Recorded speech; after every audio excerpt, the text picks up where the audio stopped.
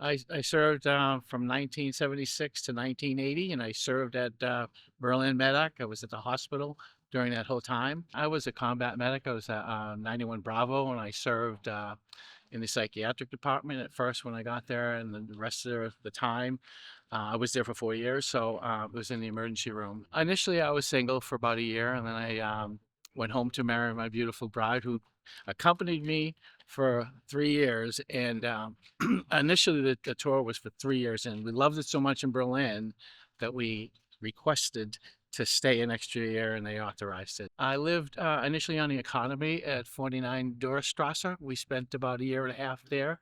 It was a coal-heated flat, had multiple bullets that you would notice from the World War II. We had a coal-heated flat. It was definitely original, but that was one of the best times of our lives. Our landlords were Deutsch, and so we had to speak a little bit of Deutsch to get around, just to go ahead and to comply with whatever they wanted. So, and then unfortunately, his wife passed, and then we ended up living in Schlagenbade, which was a military housing. What I found special about Berlin, the tour of Berlin, was the fact the people, the camaraderie, and what our job was to do, and that was for democracy, and that was the big thing. Multiple. One of them was behind me, Checkpoint Charlie. My in-laws were here.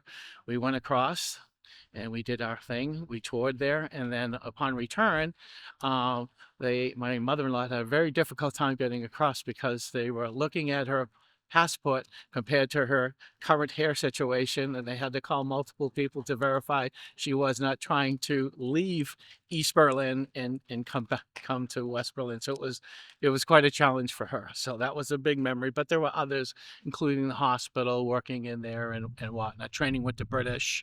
So there was a couple of events. So, but that was the most memorable in terms of that, in the fact that I was allowed to re-enlist at the Berlin Wall at the Brandenburg Gate.